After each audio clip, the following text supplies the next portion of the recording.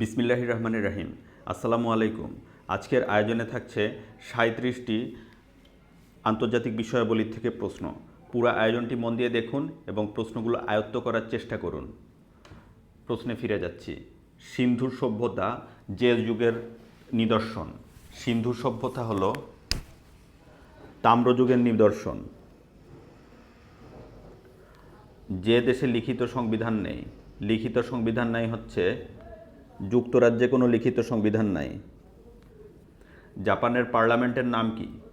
জাপানের পার্লামেন্টের নাম হলো ডায়েট।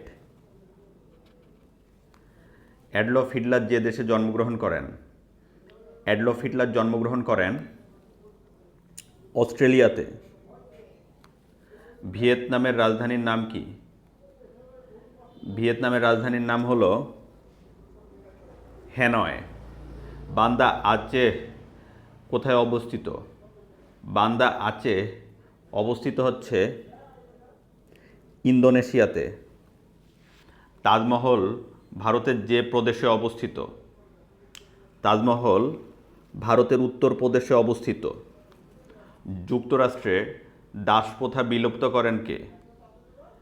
যুক্তরাষ্ট্রে দাসপ্রথা বিলুপ্ত করেন আব্রাহাম লিঙ্কন। বার্লিন দেওয়ালের পতন ঘটে কবে? বার্লিন দেওয়ালের পতন ঘটে 1989 সালে। 1989 সালে বার্লিন দেওয়ালের পতনের মাঝ দিয়ে পূর্ব জার্মানি এবং পশ্চিম জার্মানি একত্রিত হয়। যে রাজার শাসন আমলে ফরাসি বিপ্লব সূচিত হয়? ফরাসি বিপ্লব সূচিত হয় হচ্ছে রাজা ষোড়শ লুইয়ের শাসন আমলে। পরের প্রশ্ন, ট্রান্সপারেন্সি ইন্টারন্যাশনাল এর সদর দপ্তর কোথায় অবস্থিত? ট্রান্সপারেন্সি ইন্টারন্যাশনাল এর সদর দপ্তর অবস্থিত হলো বার্লিনে। বিগ অ্যাপেল নামে পরিচিত কোন শহর? নিউ ইয়র্ক হচ্ছে বিগ অ্যাপেল নামে পরিচিত। হেলসিঙ্কি যে দেশের রাজধানী? হেলসিঙ্কি হচ্ছে ফিনল্যান্ডের রাজধানী। তাহরির স্কয়ার কোথায় অবস্থিত? তাহরির স্কয়ার অবস্থিত হচ্ছে মিশরের কায়রোতে। তাহরির স্কয়ার অবস্থিত।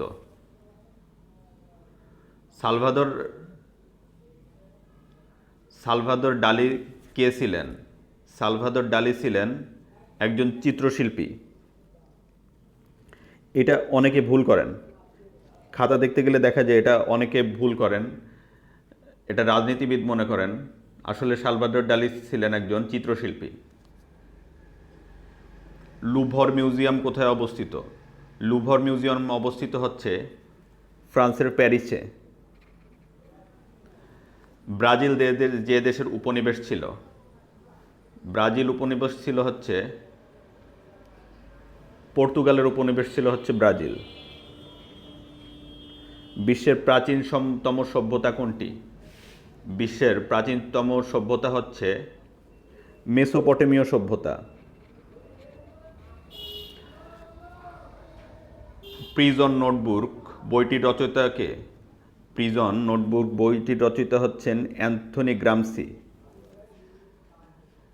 পরের প্রশ্ন, ক্রিকেট পিচের দৈর্ঘ্য কত? ক্রিকেট পিচের দৈর্ঘ্য হচ্ছে 66 ফুট বা 22 গজ। বিভিন্ন কমেন্ট্রিতে আমরা শুনি 22 গজ বলে, আসলে এটা ফুটে যদি কনভার্ট করা হয় তাহলে 66 ফুট। মনে রাখার চেষ্টা করবেন। জাপানের পূর্ব নাম কি? জাপানের পূর্ব নাম হচ্ছে Nippon. Long walk two freedom গ্রন্থের রচয়িতা কে? লং ওয়াক টু ফ্রিডম গ্রন্থের রচয়িতা হলেন নেলসন ম্যান্ডেলা।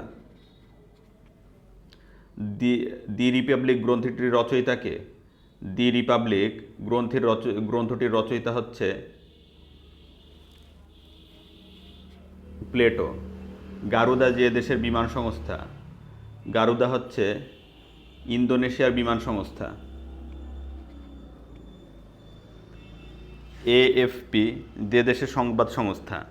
এএফপি হচ্ছে ফ্রান্সের সংবাদ সংস্থা। এডেন যে দেশের সমুদ্র বন্দর? এডেন হচ্ছে ইয়েমানের সমুদ্র বন্দরের নাম হচ্ছে এডেন। ইউরোপের দীর্ঘতম নদীর নাম কি? ইউরোপের দীর্ঘতম নদীর নাম হলো ভলগা নদী। যে গ্রহটি সূর্যের সবচেয়ে নিকটবর্তী? সূর্যের সবচেয়ে নিকটবর্তী গ্রহর নাম হচ্ছে বুধ। মাদার তেরেসা যে দেশে জন্মগ্রহণ করেন? মাদার তেরেসা উত্তর মেসিডোনিয়াতে জন্মগ্রহণ করেন। ফাদার অফ অল বোমস যে দেশের তৈরি? ফাদার অফ অল বোমস এটা হচ্ছে রাশিয়ার তৈরি। পরের প্রশ্নে ফিরে যাচ্ছি, সঙ্গেই থাকুন। সব প্রাচ্যের নিউজিল্যান্ড নামে পরিচিত কোন দেশ? প্রাচ্যের নিউজিল্যান্ড নামে পরিচিত হচ্ছে ভুটান। বিশ্বের সামরিক শক্তিতে শীর্ষ দেশ কোনটি? বিশ্বের সামরিক শক্তিতে শীর্ষ দেশ হচ্ছে যুক্তরাষ্ট্র। সর্বশেষ কোন ভাষায় অসমাপ্ত আত্মজীবনী অনূদিত হয়? অসমীয়া ভাষায় অসমাপ্ত আত্মজীবনী অনূদিত হয়। বাজার মূল্যে শীর্ষ শেয়ার বাজার কোন দেশের? বাজার মূল্যে বিশ্বের শীর্ষ শেয়ার বাজার হচ্ছে যুক্তরাষ্ট্রের। জর্জিয়ার প্রথম নারী প্রেসিডেন্ট কে ছিলেন? জর্জিয়ার প্রথম নারী প্রেসিডেন্ট ছিলেন সালোম জুরাবিশভিলি। সালোম জুরাবিশভিলি জর্জিয়ার প্রথম নারী প্রেসিডেন্ট ছিলেন। পরের প্রশ্ন, ইউনেস্কোর বর্তমান সদস্য সংখ্যা কত? ইউনেস্কোর বর্তমান সদস্য সংখ্যা হচ্ছে 193টি। ওপেকের বর্তমান সদস্য সংখ্যা কত? ওপেকের বর্তমান সদস্য সংখ্যা হচ্ছে 14টি। ধন্যবাদ ভিউয়ার্স, ভিডিওটি আজকে এ পর্যন্তই। আমাদের ভিডিওগুলি যদি আপনাদের ভালো লেগে থাকে তবে আমার চ্যানেলটি সাবস্ক্রাইব করুন এবং নতুন নতুন ভিডিওর আপডেট পেতে পাশে থাকা বেল আইকনটি প্রেস করুন। এই চ্যানেলে মোটামুটি প্রতিদিনই ভিডিও আপলোড দেওয়া হচ্ছে। প্রতিদিনের ভিডিওগুলি যদি আপনি দেখেন তাহলেও আপনার একটা ভালো প্রিপারেশন হয়ে যাবে বলে আশা করছি। সবাই ভালো থাকুন, সুস্থ থাকুন, সুন্দর থাকুন এবং পড়াশোনার মধ্যেই থাকুন। আল্লাহ হাফেজ।